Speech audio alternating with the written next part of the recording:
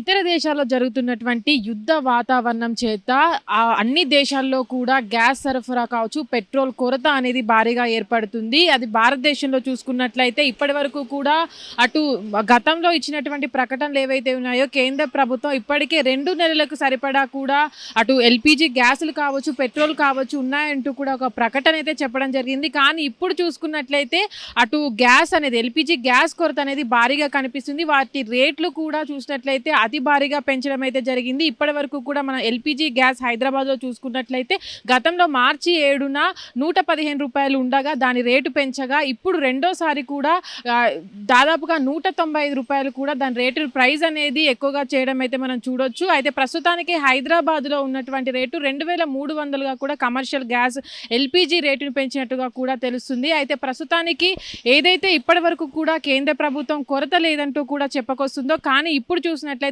LPG gas కొరత అనేది భారీగా ఉందనే తెలుస్తుంది. ఎందుకంటే ఇప్పుడు పెరిగినటువంటి రేట్లు కూడా అదే విధంగా ఉన్నాయి. దాదాపుగా 2 సార్లు కూడా ఒకే నెలలో దాదాపుగా 2 సార్లు రేట్లు పెరగడము, దాని కొరత కూడా అంటే చాలామంది కమర్షియల్ గ్యాస్ కొనలేక బ్లాక్లో కూడా కొంతమంది కొంటున్నారు.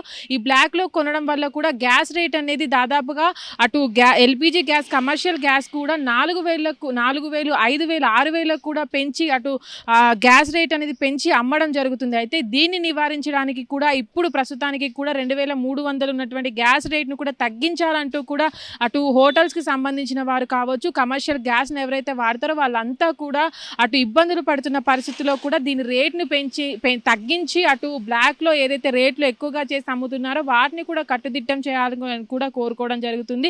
అయితే ఇప్పటి వరకు కూడా ఉన్నటువంటి కొరత అనేది భారీగా ఇంకా ముందు రోజులు అంటే ఇప్పటికీ జరుగుతున్నటువంటి యుద్ధాలు ఆగే పరిస్థితిలో లేదు కాబట్టి అటు ఇరాన్లో చూసుకున్నట్లే యుద్ధ పరిస్థితి అదే విధంగా కొనసాగుతుంది. అటు ఇజ్రాయెల్ కావచ్చు, అమెరికా కావచ్చు దాడుల్ని ఆపని పరిస్థితుల్లో కూడా అటు ఇరాన్ కూడా అదే స్థితిలో కూడా దాడులు చేస్తున్న పరిస్థితుల్లో అటు హర్ముజ్ నుంచి వచ్చేటువంటి ఏదైతే గ్యాస్ నిల్వలు కావచ్చు, అటు పెట్రోలియం గ్యాసులు కావచ్చు ఇవన్నీ కూడా అటు ఇప్పుడు కొరత అన్ని దేశాల్లో కూడా కొరత ఏర్పడే అవకాశం ఉంటుంది. కాబట్టి వీటిపైన దృష్టి పెట్టి అన్ని రాష్ట్రాల్లో ఉన్నటువంటి కొరతను కూడా తగ్గించాలంటూ ఇప్పటికే పెంచినటువంటి ఎల్‌పీజీ గ్యాస్ రేట్లను కూడా తగ్గించాలంటూ కూడా కస్టమర్లు కోరుకుంటున్న పరిస్థితి. అయితే ఇప్పటి వరకు కూడా హైదరాబాద్తో కంపేర్ చేసి అటు ఢిల్లీలో కూడా అటు ₹2078 కూడా అక్కడ గ్యాస్ రేట్ అనేది ఉంది. కానీ హైదరాబాద్లో అధికంగా ఇంత రేట్ అంటే ₹195 పెంచి ఇప్పుడు గ్యాస్ రేట్ అనేది 2300 పెరగడం కూడా మనం చూడొచ్చు. దీనిపైన దృష్టి ఉంచి కూడా ఎల్‌పీజీ గ్యాస్ కొరత అని ఉంది కాబట్టే ప్రభుత్వం దీనిపైన దృష్టి పెట్టి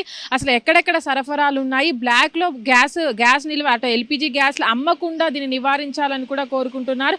ఇప్పటి వరకు కూడా ఎల్‌పీజీ గ్యాస్ అనేది కొరత ఏర్పడడం వల్ల కూడా చాలా హోటల్స్ అనేవి క్లోజ్ చేసిన పరిస్థితి. అటు హోటల్స్ గ్యాస్ అనేది కొనలేక కూడా వాళ్ళు చాలామంది బ్లాక్లో 4000, 6000కి కొనలేక కూడా చాలామంది నిర్వాహకులు కూడా హోటల్స్ మూసేసిన పరిస్థితి కనబడుతుంది హైదరాబాద్ నగరంలో. ఇప్పటి వరకు కూడా అటు బ్లాక్లో కొనాలి అన్నా సరే అంత రేటు పెట్టి ఒక 10 సిలిండర్లు కొనాలంటే చాలా వరకు ఖర్చు అవుతుంది. కాబట్టి ఆ ఖర్చుని వాళ్ళు భరించలేని పరిస్థితుల్లో కూడా హోటల్స్ అని బంద్ చేసిన పరిస్థితి. అటు మనం చూసుకుంటే స్విగ్గీ, జొమాటోలో కూడా హోటల్స్ ఓపెన్ ఉన్న పరిస్థితుల్లోనే అక్కడ కస్టమర్లు వాళ్ళు ఫుడ్ డెలివరీ అనేది చేస్తారు. కాబట్టి హోటల్స్ అని క్లోజ్ చేసిన పరిస్థితుల్లో కూడా ఈ ఏదైతే స్విగ్గీ, జొమాటోకి సంబంధించిన అటు వాళ్ళ సేవలని కూడా చాలా వరకు ఆపేస్తున్న పరిస్థితి అయితే హైదరాబాద్ నగరంలో చూడొచ్చు. అయితే ఇప్పటి వరకు ఉన్నటువంటి ఎల్‌పీజీ గ్యాస్ కొరతను కూడా ఏదైతే కొరత ఉందో దానిపైన కూడా ప్రభుత్వం దృష్టి పెట్టి ఆ ఏదైతే బ్లాక్లో గ్యాస్లు అమ్ముతున్నారో వాటిని కూడా ఆపేసి వాటిపైన దృష్టి ఉంచాలని కూడా ఇప్పటి వరకు హోటల్ నిర్వాహకులు కావచ్చు కొరత ఉన్న దానిపైన చాలా మంది కోరుకుంటున్న పరిస్థితి అయితే మనం హైదరాబాద్ నగరంలో చూడొచ్చు. హిట్ టీవీ యాప్ ఇందులో షార్ట్ న్యూస్, లైవ్